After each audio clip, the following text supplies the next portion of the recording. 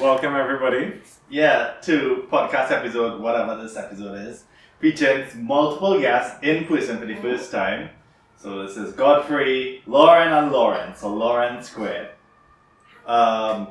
We didn't plan what the podcast is going to be about today, so we're just going to improvise. All of us are in Canada, and Godfrey and Lauren are married, and this is my Lauren, who's married to me.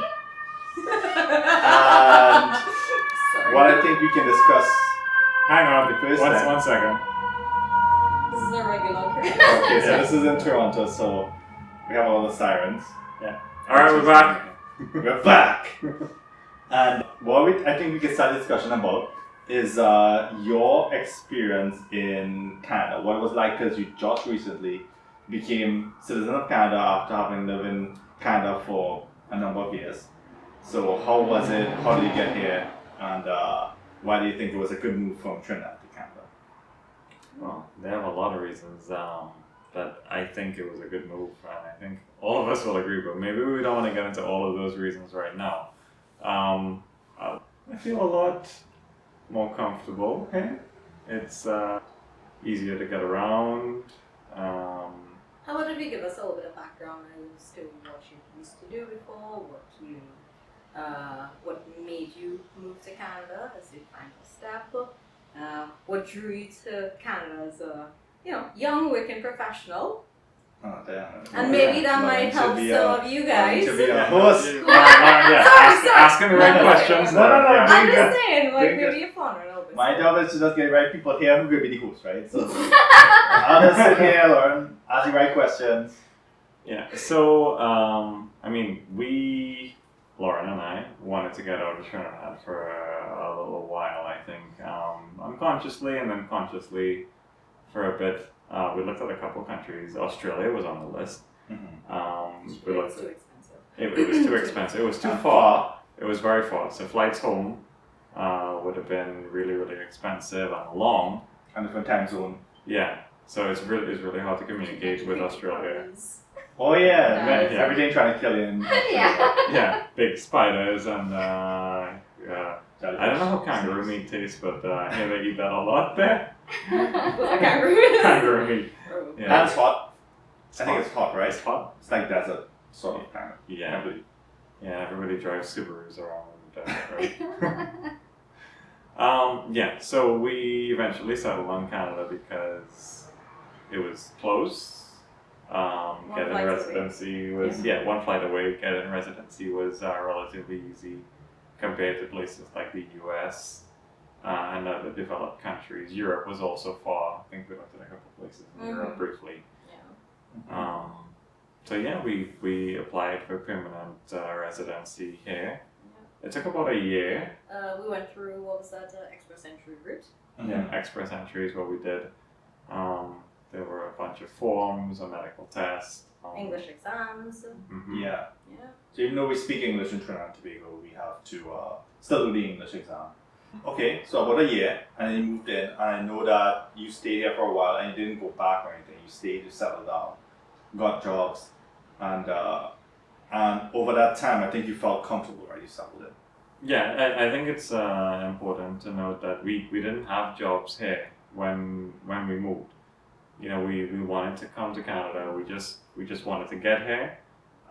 Getting jobs was difficult at first. We applied when we were in Trinidad, but I don't know whether it was having an international phone number or something else that discouraged people from calling us back. But once we got here, we started getting calls back. We did interviews. We got jobs relatively easily. I think because of the fields we were in and the qualifications we had. So it might be different for everybody who comes. Once we did get jobs though, we eventually were able to find a place of our own because we started out in Airbnbs. We spent a month here, a month there, and after 2 months I think we both had jobs. We were traveling, some of us 2.5 hours one way. It was difficult because you needed to get a license to drive here. And it's hard stuff, and the license was pretty difficult and kind of nerve-wracking to Yeah. get. Right. Lessons in I process think- more difficult here. Something important to note for the viewers is Yeah. we drive on the other side of the road Mm-hmm. and turn around. Yeah. What was that transition from the difficulty into just being regular life in Canada? It was really gradual, I think. We started out staying in Airbnbs, using public transit. We eventually got a car a few months later. We both had jobs. We got an apartment. It took quite a few months, I think, to settle in, get the place furnished the way we wanted it to be totally comfortable. I think only after maybe about a year, we really felt at home. Then there were some difficulties later on with the apartment. The landlord had to move in, we had to move out, we found another place eventually, a little bit further away from the city center, which was more cost effective, but it was also, down to the end of COVID, so things were kind of strange during that period. Also, Just because, prices were all over the place. oh yeah. We couldn't find another place close by where we were. Plus, we wanted like a bit of space and everything, like because we had outgrown the one bedroom that we did have. Oh yeah, I think It was small. it's probably good to talk about that. We came with 4 suitcases, just full of clothes and a couple of essential items, expecting to go back home in a couple of months to get everything. And this was in April 2019. Yeah. We thought we would go back in 2020. And then COVID happened. Yeah. Well, it's a good thing you were here at that time, right? Because I was around that time. I came in August of 2020 to settle here in Toronto, and you helped me with the transition a lot, right? Because it was difficult for me. I didn't have like family here. I have a few friends, which you will be a couple of my friends, and you helped me with that move to Canada and Toronto. So that was good. And it was also unexpected. Like it happened Oh, yeah. in a short space of time. Yeah, we didn't expect when the move was going to happen because it was COVID time, so we didn't know when we were going to get flights. A flight just came up. The flight had one empty spot, and I took it, came here, and both of you were able to help me because I had to self-quarantine for a couple of weeks. That was really That was interesting. cool. Yeah, Because we had to buy the groceries for you and bring it to the front desk, and then there was this whole thing with the Airbnbs at the time, right? they were only allowed to help people who were self-quarantining. So I was self-quarantining for 2 weeks, right? So I was allowed to do it, but it was a tricky thing that people were like, why doesn't it happen or whatever. Yeah. So you were able to get groceries to me. I got one other friend to get groceries to me too. So I got enough supplies. I was able to survive for a couple of weeks. And then I got an apartment. So everything was just good timing. And same thing for me. Like it took me a few months before I was able to get a solid job. But even so, it wasn't really solid. It was like a not so stable job into a contract job, into a longer contract job, then to a permanent job, and then by that point I was starting to get a little bit stable, right? But yeah, it wasn't that straightforward. It wasn't that easy. But by now we got settled and we have an apartment here, and it's like a decent space. We can have friends over, and today is Thanksgiving in Canada. Yeah, so happy Thanksgiving. Happy Thanksgiving, everybody. Thanksgiving. Yeah. You guys had a great Thanksgiving. yeah, and we're Thanks thankful. for friends. Yeah, we're thankful for friends. Yeah. Being able to come here and celebrate togetherness and having some people here in Canada with us, so you don't feel lonely. But I think for us it was a good transition and a good experience. So our story was that she had to be sponsored, so she came after me. So the thing that happened with me was around the time that I came was when they were starting the hotel quarantining, and thankfully there was a flight that came up unexpectedly, and it would have avoided me having to spend thousands of dollars in hotel quarantine. So I took it. So it was an unexpected flight as well. It was the day before, right? It was literally like the day before. So my parents weren't ready for it. I wasn't ready for it.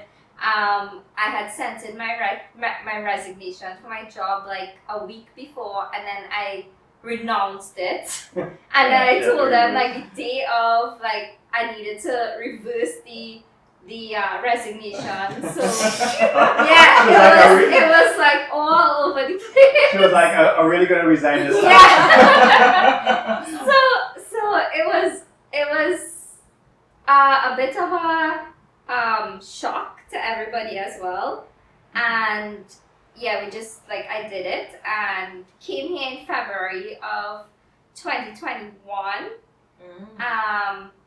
Got my PR in July of 2021. So within those few months, I was unemployed, basically just living at home, being a wife,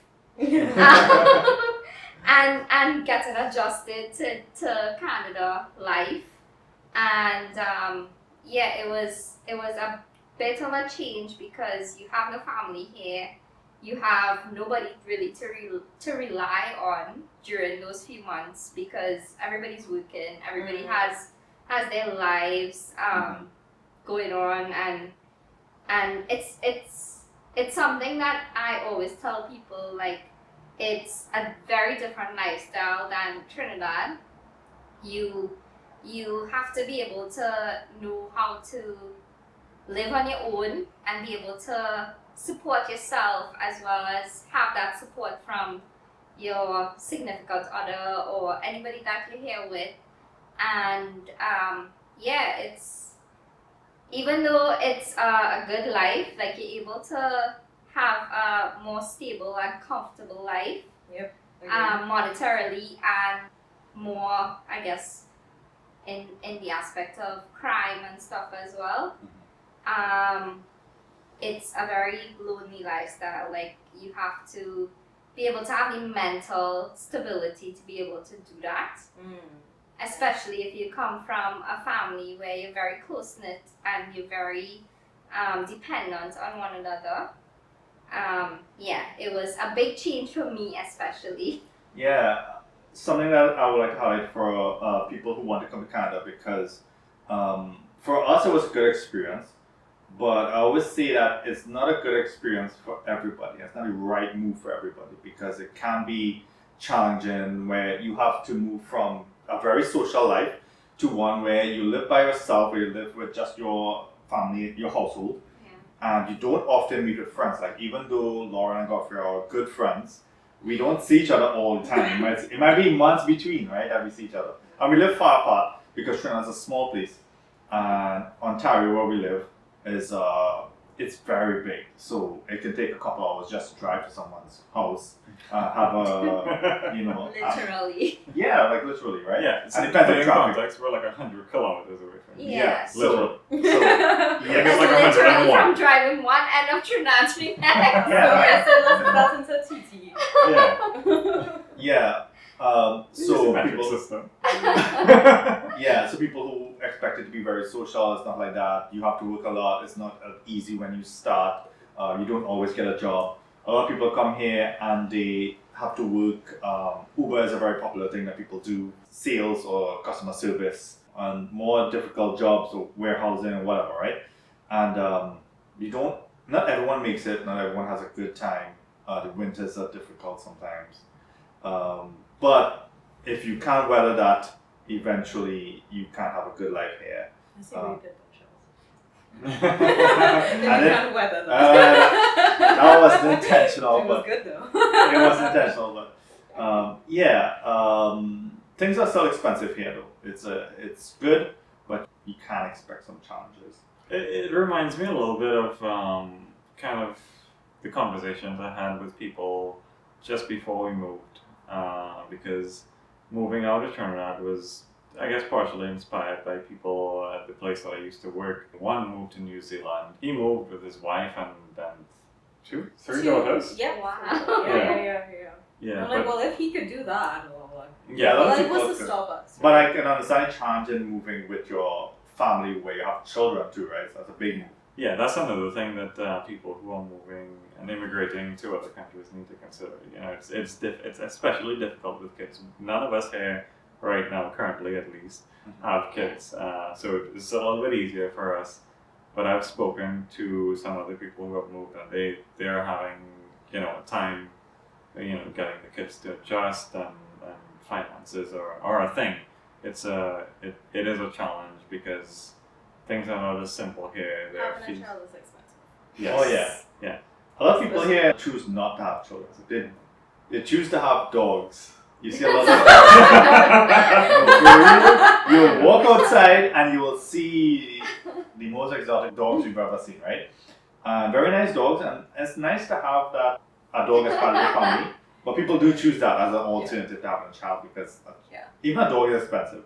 Yeah. But a child is very expensive. Apparently dogs, you need to have insurance and stuff. You have to have here. insurance. Dogs Yeah. are the new children. Children are the new exotic. Cause?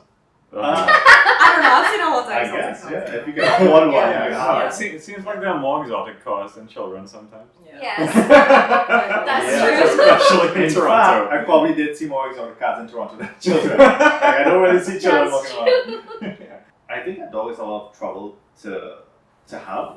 If it's winter, you have to put up layers of clothes on, and then go outside to walk the dog. And then every time your dog poops. Well, don't forget, you need to put clothes on the dog sometimes. Too. Oh yeah, Yes. you dog need to have booties on. And shoes. Sometimes yes, and a jacket. And if your dog poops outside, which dog, that's why you're walking dog, right? You have to pick it up. You can't just leave it in. So maybe that might be a culture shock to some people. I know, like a lot of people in the Caribbean, you have outdoor dogs, right? But here there's a lot more Yeah, indoor dogs, dogs. You know, it's very dogs friendly are- dogs. Yeah. Not Say not family. security dogs. Yeah. So. Yeah, And then- there are a lot more pets than It's there not are all trained security. dogs. Yeah. So. And Yeah. then because you're living in apartments and condos, it's a lot more difficult for you to take them down to Mhm. poop and Yeah. do whatever Okay, they whatever. need to do. And there's not necessarily a kennel that you can leave them Exactly. in. You can't tie them outside or anything Yeah. like that. I have a couple of dogs right now in Trinidad, and they're more like they're outdoor dogs, but they also the purpose of them is security, and they would bark at strangers, right? But here you can take the neighbor's dog and then it becomes your dog because they don't care, right? They're just friendly. Alright. Hold up. They're just friendly to everybody, right? So if you see a dog just appears inside here, don't ask where the dog came from. Which dog are you talking about? We would sometimes hear a dog barking. Oh yeah. You can hear sometimes, but this apartment complex is good. We don't usually hear noises. So, but some places you move to, you can hear the neighbor's noise or the dog barking or baby crying or something. But here it's not too bad. You had any problems in your condo where you could hear noise? Neighbors noise? Where we used to live before was a condo building, and actually during the pandemic we had this thing. It was just like our neighbor was like, I guess, a very religious person. So she used to have like, I don't know, like these Zoom meetings, and used to. I don't know what religion she was, but it was one of those where like a lot of screaming and like clapping, and it used to come throughout. We had like every place was soundproof, and we used to still hear this throughout, like through the two doors. Yeah, the doors were solid. Yeah. Luckily there were no bells. Just clapping and stamping. I don't know. Sometimes you get that in these type of condo buildings or apartment buildings, right? Yeah, but a pretty soundproof, but no. Yeah, it wasn't too bad. It was fine. Yeah, you couldn't hear it in the bedroom, so it didn't wake us up. No, that was. Sometimes, so you have typically it will be what do you call a detached house, which is just a house by itself. Like we're accustomed to in Trinidad. Yeah, most of Trinidad houses are like that. Semi-detached, or duplex, which is like an attached house, like a house split in half or something like that. When let's say two families live, and you have townhouses, which is like a row of houses, and then you have the condo buildings, which are more vertical or apartment. So you move from a condo building into a townhouse right now. And you have more space in the townhouse. I mean, there are challenges that come with it. You have to pay different bills, and you have to shovel snow out of the driveway. That's another But challenge. we get a garage. You get a garage. Yeah. Why? So in this building, we have to go in the underground garage to park. Which is one of the challenges we had in the first place we lived in. We were on P5, which is 5 levels down. Around. Every time you want to go out to the pharmacy or the grocery, you need to spend 10 minutes just getting out of this garage. Because here's P4. Yeah. And this one is P4, right? But the advantage is that being in Toronto, if you go to the pharmacy, we don't drive out, we'll just walk, right? But a lot of places in Canada, probably most, right? you have to drive up. You have to drive to get around because that's how the American style cities are. You have to drive to get to different places. So it's and similar to Trinidad, right? You have to drive to get to different places. Here, even so, if you want to walk outside, you have to put on layers of clothes and a jacket, go outside and come back. Yeah, Well, that's so only winter. You need to weigh the benefits of whether you need to put on your coat and your boots and your layers and drive through the snow or just walk out. Yeah. And then in Ontario, our weather's relatively better than most of other Canada, right? So if it's colder, then you don't have a choice. It's cold, you have to wear the thickest jacket you can get. I know you wanted to go back to one of the points we were talking about. Yeah, we were talking about how difficult it is sometimes for people to move to Canada, and something I had discussed, which is I guess kind of a touchy subject for some people, with one of my friends from where I used to work, is that a lot of couples who move to Canada after a while, because it's so difficult sometimes, whether it's financially or because you have no family support system, they end up getting divorced, which is a really sad thing. So you kind of need to weigh whether it's worth it. Like Shaz said, it's not for everybody. Yeah. It's something that is probably only suited for certain types of families, maybe couples, maybe with easy kids or a few kids, or whether you have family here. You need to weigh that when you consider whether it's worth it moving to a place like this, because there are benefits, but there are downsides too. So it's not for everybody.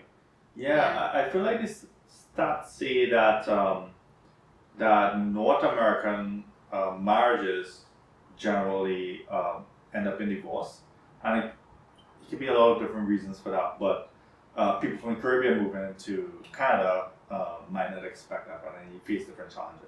It's a lot of different things because you don't have the family support, like you said, and it's a different experience. At least for us in Trinidad, where you always see your family. If you had children, your parents can support you. You had your dog can just go outside. And then the weather's always stable. You know, Oh yeah, that's a big thing. Because one day it could be 20 degrees and the next day it could be 5 degrees. Yeah, the weather was saying 2 degrees today. Yeah. Feels like 2 degrees, right? It was under 10. And 2 days ago it was like over 20. It was over 20. It was a good temperature. You just walk outside. I think it's important for the listeners and viewers to know that it could be difficult for certain types of families in certain situations, especially if you're not sure about getting a job or getting financial support or lodging when you get here, because if you do a little bit of research, you'll find out that real estate, rent, groceries are really expensive in Canada, especially after the pandemic. Yeah. Compared to other places, I think Canada is one of the worst places in terms of real estate prices right now, globally. Mm-hmm. So that's something important you need to consider, and depending on where you live, groceries and other things might also be more expensive too. Yeah, I think that, so what's happening with a lot of immigrants is Canada takes a lot of immigrants, hundreds of thousands, and the challenge is that they see it as the American dream or the Canadian dream. And a lot of them come here and they have to study or have to work, and then they realize that now you have to line up and compete with other people for a job at a supermarket or something like that. So a lot of the immigrants can spend a lot of money studying here, but it doesn't mean that they're guaranteed to become a permanent resident or citizen at some point in time. I feel like a lot of people come here and then they leave, go back to their country, and then Canada just gets a lot more immigrants. But where evidence that you can be successful. Yeah. So we're not saying all this stuff to discourage you at all. You can be successful. You can have your degree from Trinidad or any other Caribbean country and come here. You can get it validated by West, or I think you use somebody other I than use West. somebody in Quebec. I can't remember Quebec or Alberta. I use somebody in Alberta. Yeah, that's West, WES, World Education Services. And but that doesn't necessarily mean that you'd be qualified to work in exactly the same job that you were in. I'm an engineer, mechanical engineer from Trinidad. I'm not recognized as a mechanical engineer here because I don't have a mechanical engineering degree from Canada. There's a whole licensing process you need to go through. I didn't know that for engineers. I thought that engineers could practice here. No, I'm a project manager. Yeah. Because engineering requires you to be licensed, and for me to be licensed with the UE degree, I needed to do 7 exams, which were several $100s a piece, and it just wasn't feasible. So I started off as a trainee engineer in a company, and I just moved into project management because it just wasn't plausible for me. Yeah, I didn't know it was that challenging for engineers. Like, I knew that medicine and law would be controlled careers, and I understand why, because there's higher risk if you are not actually qualified. So you have to do exams and to transition if you do medicine somewhere else or law somewhere else. But I didn't know for engineering too, because I came from health and safety, Lauren as well, and there's usually a fairly easy transition into Canada. So you don't have to re-qualify or get anything else. I did do some certification extra, but yeah, for engineers it's surprising because I'm sure a lot of engineers are interested in coming to Canada, right? Yeah, well, I mean, it depends, because you don't necessarily always need that qualification to get an engineering job, but you won't be qualified in the sense of being an engineer. You can be somebody's understudy, or especially in places like Alberta, where there's oil and gas, just like Trinidad, and there's a lack of people to get jobs, so they hire a lot of people over there. I think you know somebody who moved there recently. I know people who moved there recently. It's easier there. I think we chose Ontario because it's easier to get home. Yeah. The weather is a lot nicer. Alberta has -40 sometimes. You know, you really don't want that.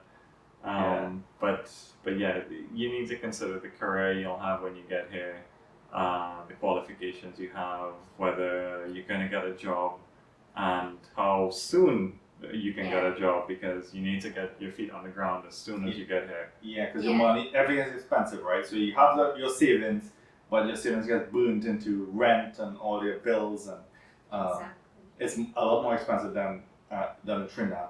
And so when I came, I was not so comfortable being unemployed because I know the money was going down. If I didn't get a job, then I was in problems, right? I would have to leave, and then my chances of coming back would be very, very low.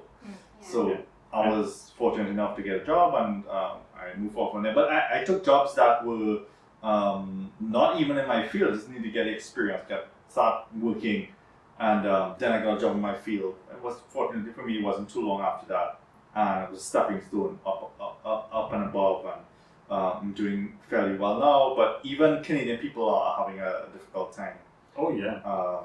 Yeah, and you need to be careful with what you read online too, because sometimes it's out of date, sometimes it's just not enough information. Because when we were gonna move, we did some estimates. We were like, okay, groceries are gonna cost this much, cars gonna cost this much, rent is gonna cost this much. We have enough for a year. Yeah. When we came here, we looked at everything. It was like, oh my god, we only have enough for 6 months. So we better get jobs like ASAP. And then tax, right? You have to think about tax. Even if you start getting, if you get a job, your tax, a lot of your money goes into tax, right? Yeah. So that's something that's invisible that you don't really think about, but tax is a lot more here. You lose a lot of money in tax. So think about this, right? So a lot of people say, even Canadian people, that $100,000 a lot of money if you get a job that pays $100,000, right? But then you pay tax, and then by then it's almost, I wouldn't say half, but it's close to being just half of that, right? After tax. And then you have all these expenses. You have rent, because maybe other people coming here can't just afford a house, right?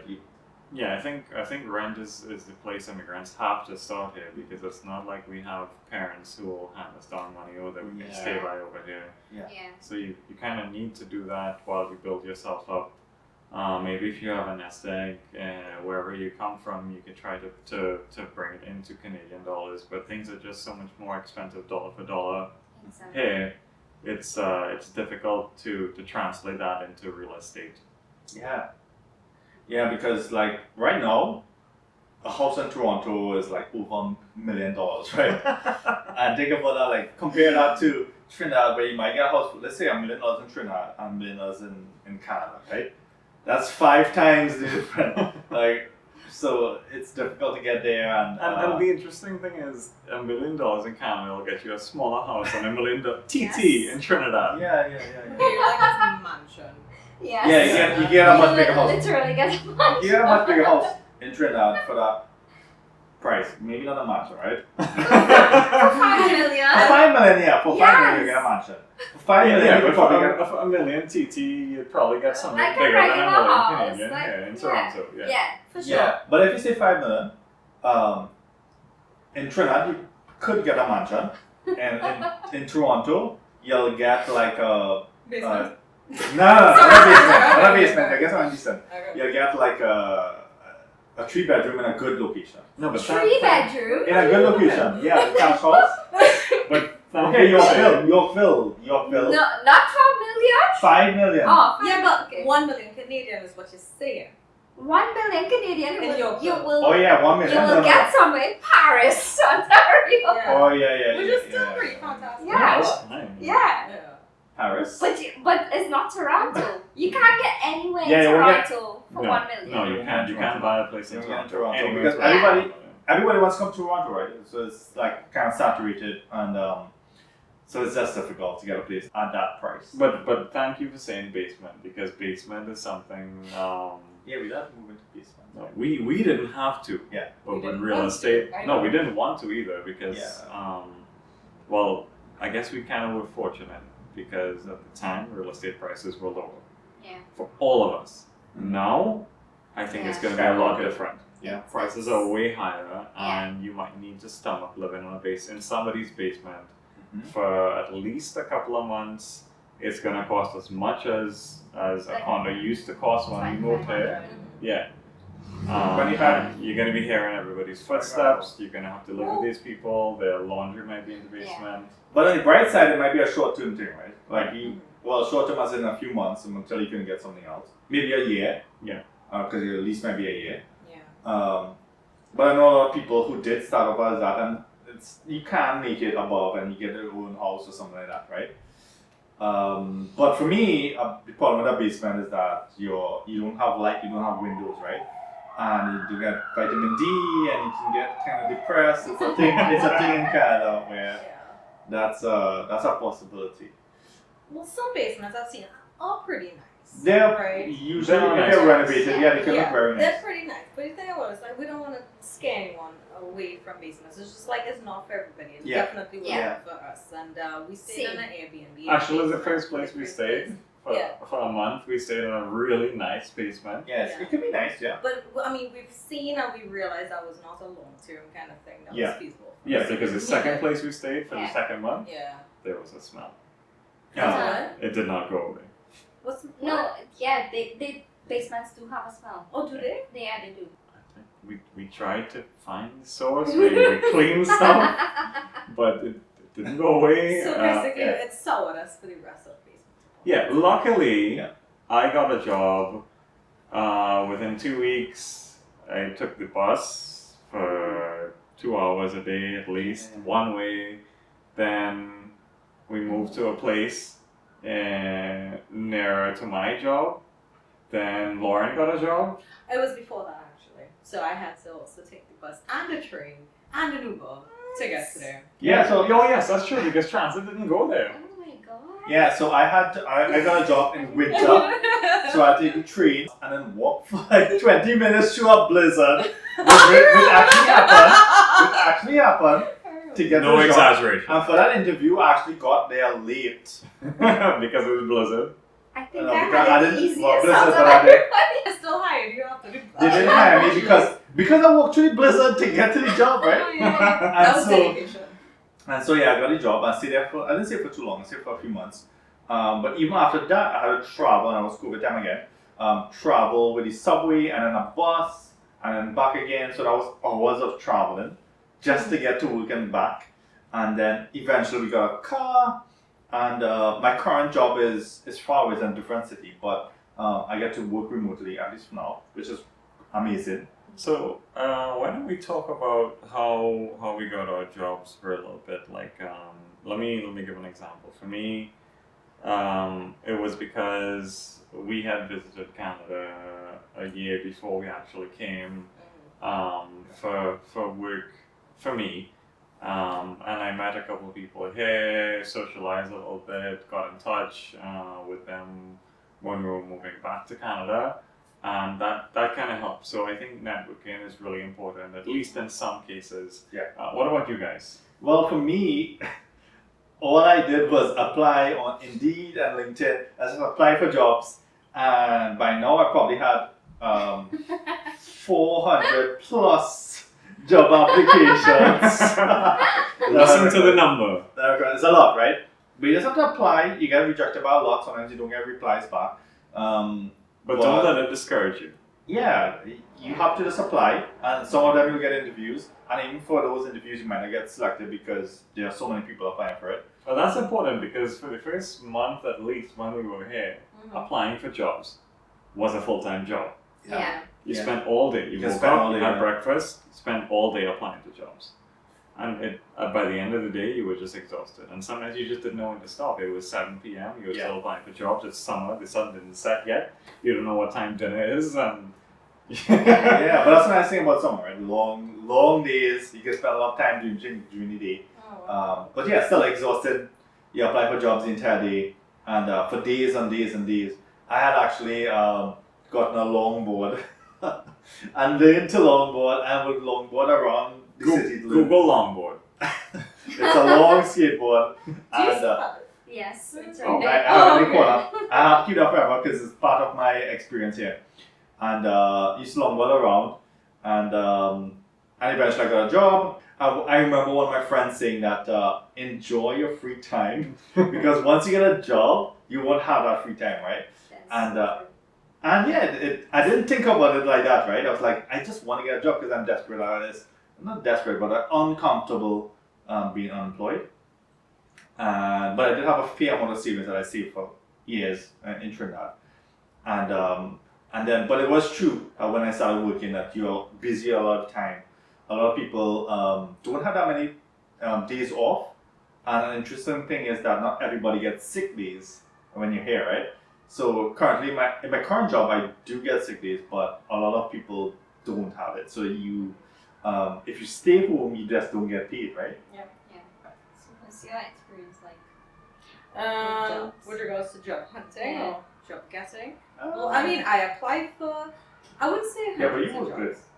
I was what? You were good because I remember that it wasn't that long. I heard you came here, and from my point of view, like it was like, okay, you got a call and you got a job. And it's like, okay. It wasn't the first job that I applied to, but I was pretty fortunate. I think like it was a couple. It was on Indeed, and And you did the best, right? yes, To get a job. yes. So not sponsored, but just that's one of. Well, it could be a sponsor. We could link us. But yeah, it was just like it was a great job opener. It was basically the same thing I was doing back in Trinidad. So health and safety, consultancy or whatever. Well, that's how we know each other, right? Yeah. We used to work together. We used to work together. And through health and safety, and that's how we knew each other. And then we got Godfrey, and I got married to Lauren, and so that we became good friends. And all of us came to Canada, and we had a just... hashtag Canada. Yeah, so it was a pretty good experience. So just I applied for that job. I got like a call to come in for an interview. I remember thinking because like I was telling Godfrey, like I thought it was pretty far away. When I checked the distance, and so I was like, oh, it's too far away for me. I'm not sure if I'll be able to go to it. And he was like, just go, obviously. And like there wasn't a question. Yeah. I was like, okay, well, I'll go. And then I met everyone, and it was so perfect. It was a great opportunity. It was great people to work with. Because you're still there. And I'm still there. And you like the job. You like the I love the job. I love the people. I think it's like the work is really rewarding. And this is not just because, in case any of my work people are watching this, but, it is pretty nice. Because you don't always get that, right? And it's something I tell people because I did work a lot of different jobs in different places, and you don't always get people that you get along well with. You don't always have a team that you like, and you don't always have a manager that you like. And if you do find something like that, you can continue there for a long time. But in Canada, what tends to happen is that people stay in a job for a few months or a few years, and then they jump to job, and they get more pay. I do like my current workplace. People are great. Always looking forward to the next good experience. It could always happen. You need the right salary. But I have jumped between a lot of jobs. until I settled into something that was good.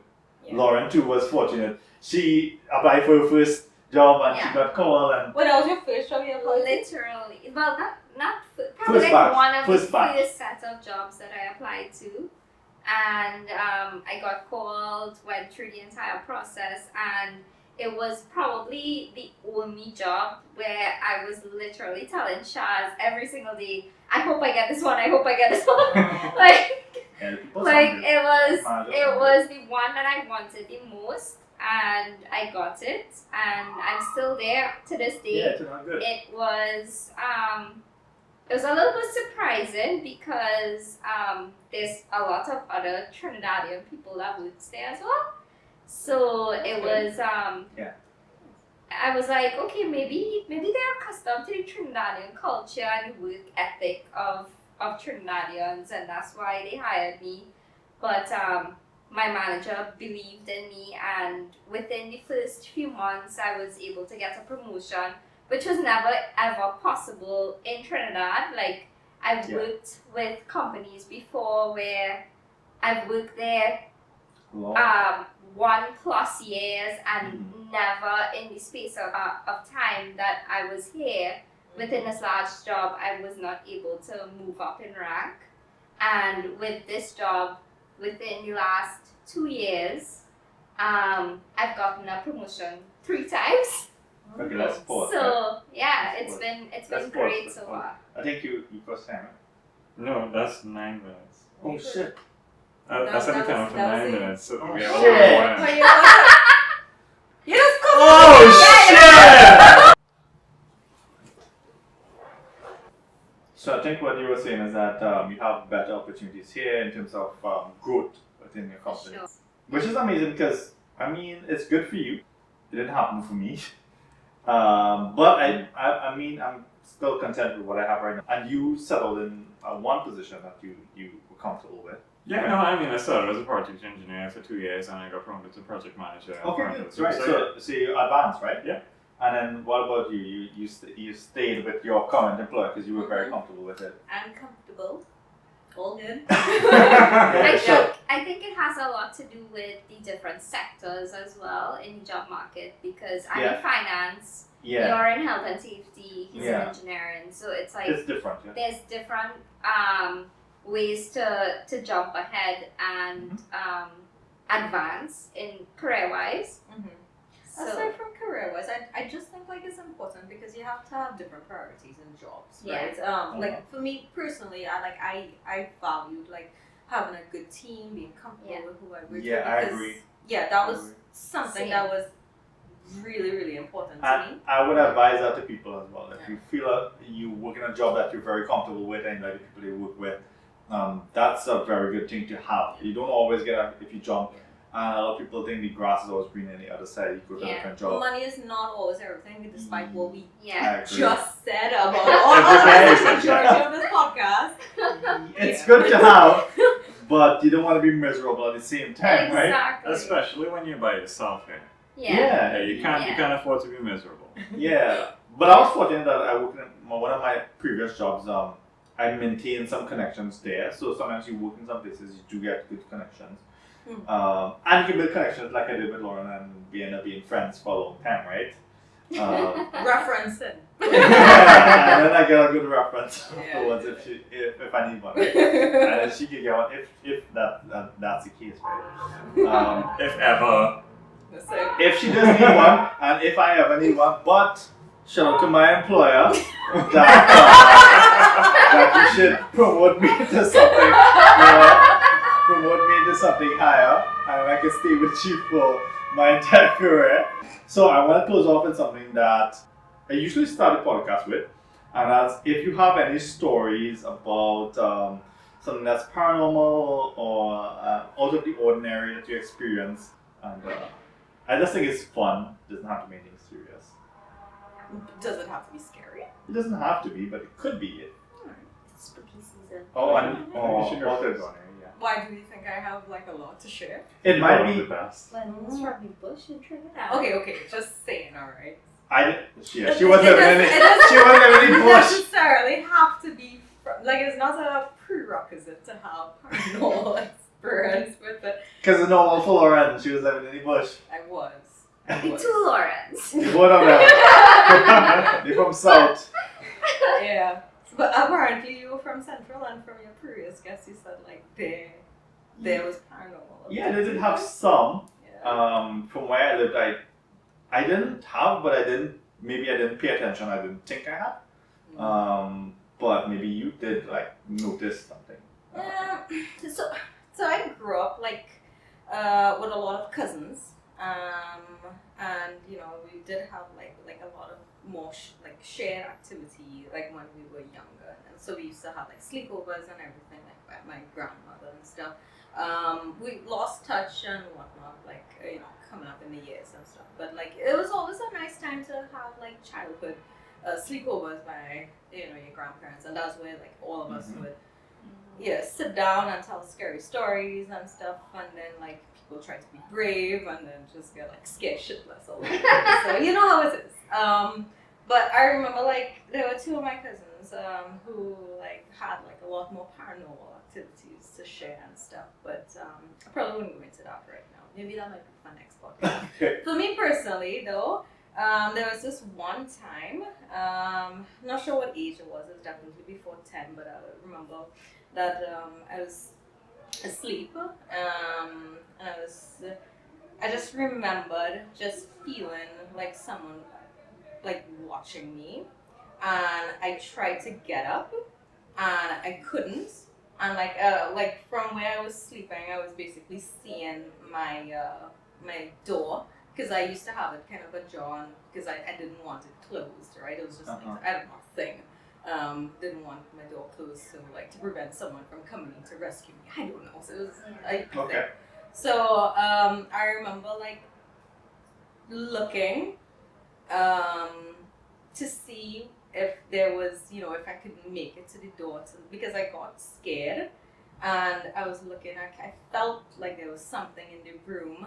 I saw that there was like a shadow, someone wearing a hat. I guess like a little silhouette or something, and I tried screaming. I couldn't scream, I couldn't move, I couldn't do anything. I tried to get up, I couldn't. I was, in my mind, I was fully awake, but I couldn't move. So that was something that was extremely scary to me. It's still something that I think about. It's still something that, you know, just I remember just pop up in my mind when I'm not thinking about anything at all. Like, and it's something that stays with you for so very long. Well, it's interesting that you mentioned that, right? Because it sort of, I would say a lot of times that I don't have any experiences like that, but it jogged my memory that at least for dreams or like sleeping time, I used to have a lot of nightmares about things similar to that, like sleep paralysis. It was terrible. I used to feel things too. So like I used to feel like things clawing into me. I used to be painful. So like these dreams I have, it was terrible. It was not good.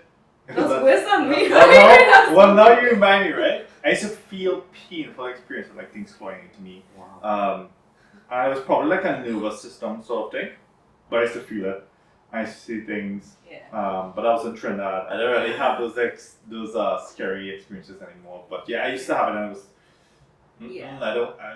There was a reason why I was repressed, right? Thanks for that, right? I don't have anything like that. I mean, the scariest thing that I think has happened to me, maybe as a kid, when I was young, my dad, he shaved, and for a while I had nightmares about this imposter who looked like my dad but shaved, coming in and pretending to be my dad. And it was that is the worst I have. You know what? But I mean, I am from Chicago, so yeah. What does that mean?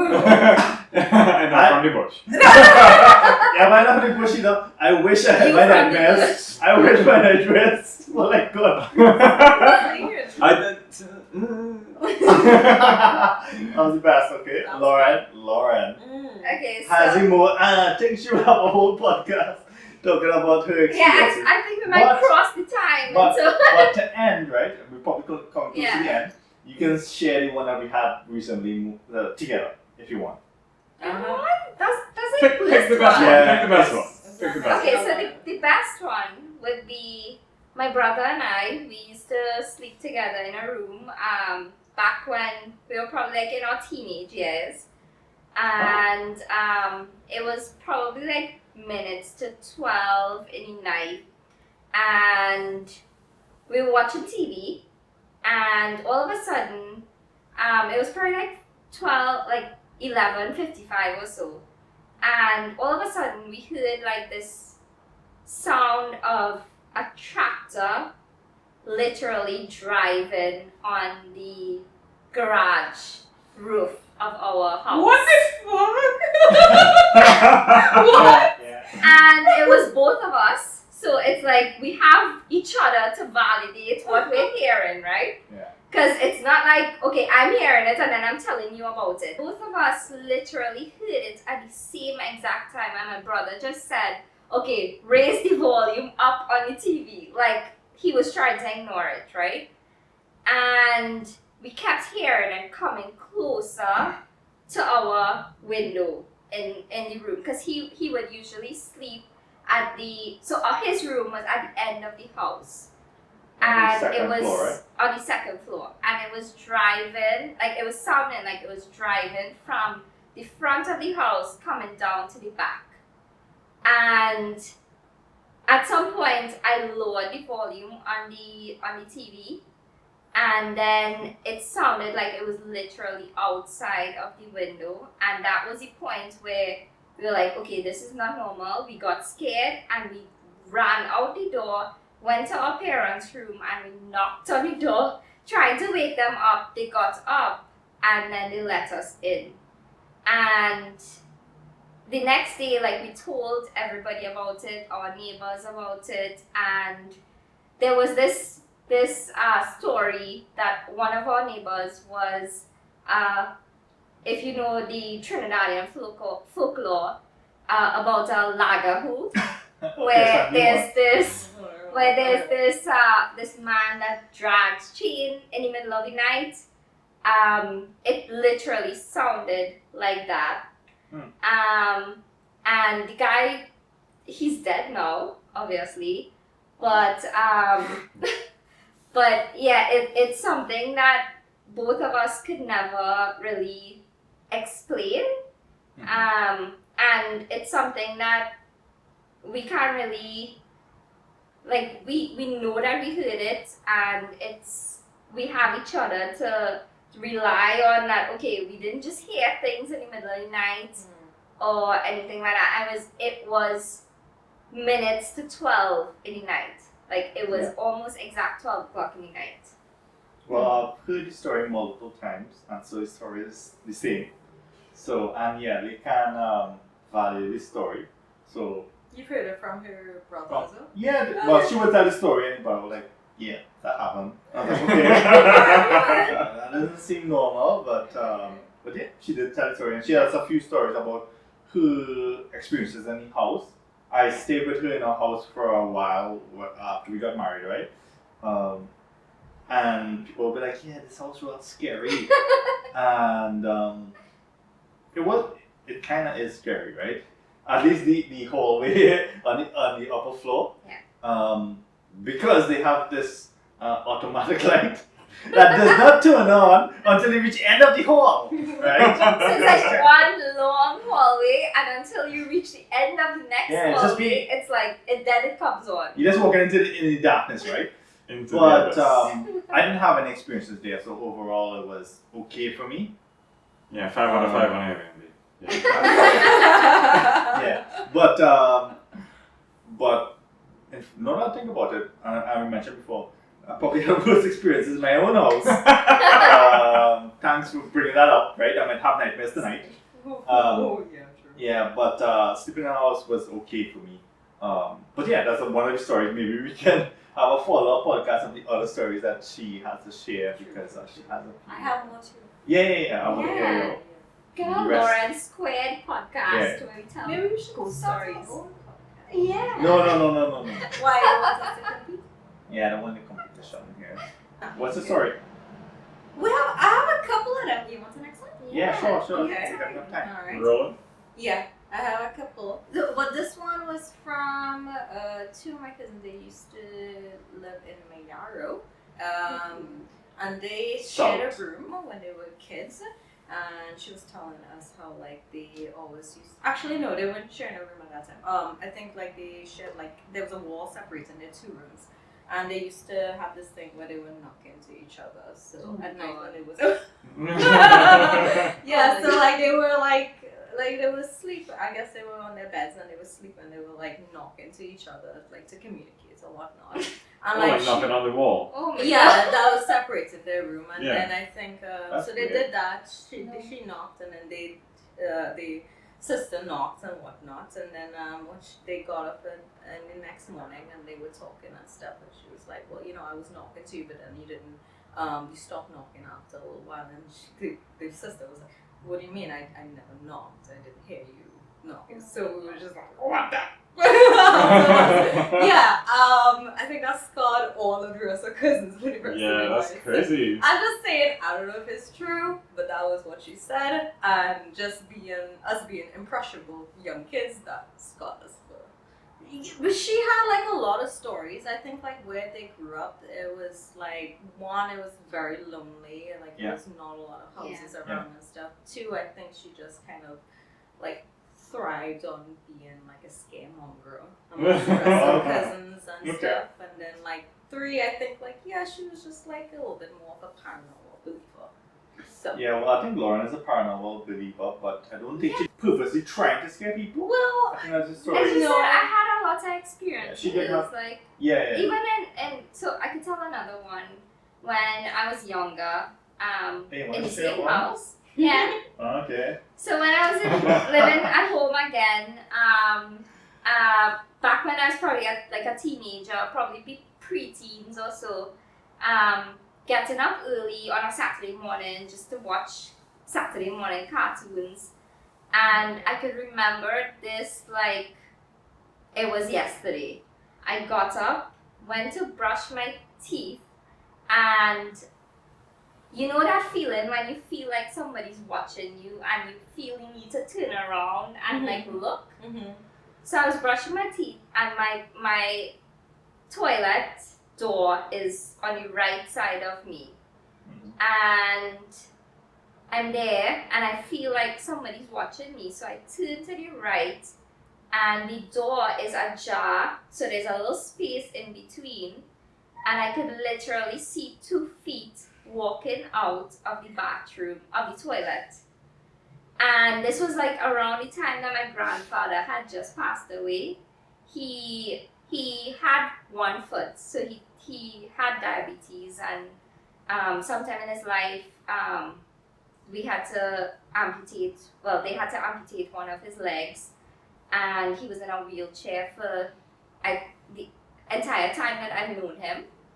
And I know that there's a saying like when somebody dies, they come back with whatever they were missing before, whatever, something like that. And so when I saw the 2 feet walking out, like it was literally from the waist down that I saw these 2 feet walking out, it looked like his 2 feet because you could see the hair, you could see the color of the feet, everything. It was so strange. And I ran to the living room without even saying anything to anybody. I just sat there with the toothbrush in my mouth. Like I didn't even remove the toothbrush. I didn't finish brushing my teeth or anything. Sat there and just pretended like, okay, I was just sitting here waiting for the cartoons to start. And then when I was feeling comfortable again, I went back to the sink, finished what I was doing, and continued, and that was it. Never told anybody about it. I think it was only recently, probably like within the last few years or something, I mentioned it to my parents. But it's something that I can remember to this day. Like, it was so vivid in my memory. Yeah, I remember hearing the story that you told about that. So it's not like something that's completely new. I mean, we have to sleep tonight, so hopefully I can forget about these No stories. more I don't know if we can. I don't know if we can. I have to activate my amnesia that I forget about my own stories. Boy, sorry about that. Yeah. So yeah, anything else anybody would like to share? I know we have That's it. we have a more recent one. Oh my god, you can But tell maybe we can share that in a later podcast.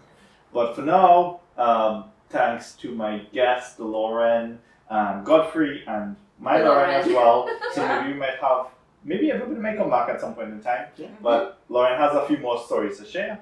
So yeah, this is the end. Let's do a pause to end the podcast. Oh, nice. Yeah. Yeah. Okay.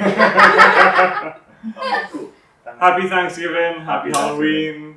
Happy Thanksgiving, everybody. Oh yeah, happy Halloween. Mhm. We might- Whenever this comes out. Merry Merry Christmas. Happy New Year. See you guys. Okay, nice. Bye. Peace. Bye.